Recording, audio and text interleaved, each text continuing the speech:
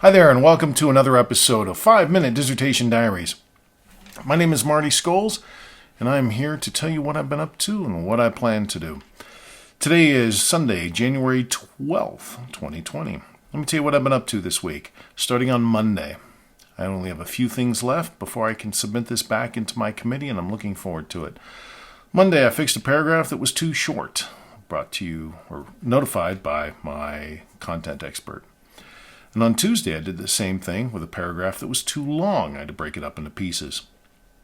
Wednesday, Thursday, Friday, didn't get a whole lot done that time. However, on Saturday, that was yesterday, I went in and fixed my hypotheses. Got consistent numbering there with how they were reflected. And by the way, my methodologist recommended that I number them like so: H01 and HA1 for the null hypothesis and the alternate hypothesis. He also said to fix my title so that it was more reflective of the topic. I went ahead and did that.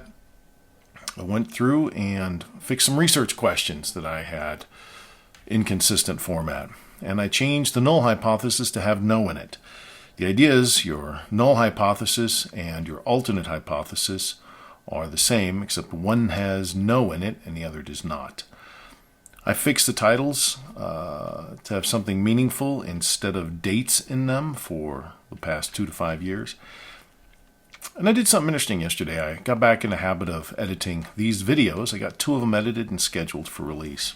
Now today what I did was I went in and worked on the design section.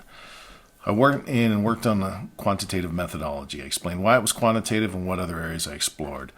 I also went in and fixed the design. In the design section, I didn't talk about all the different quantitative designs I could have used. Instead, what I did was I talked about variables.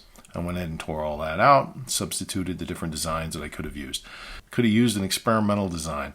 I could have used some non-experimental designs, such as correlational or causal comparative. I went through and listed all those and explained why they're not good. And instead, what I needed is a descriptive design that focuses on the chi-square goodness of fit. That's what I got done this week. Let me tell you, this coming week, I have a handful of things I need to clean up, and then I'm ready to submit it back to my experts for another round of reviews. Hope things are going well with you. As always, like and subscribe. Talk to you later. Take care.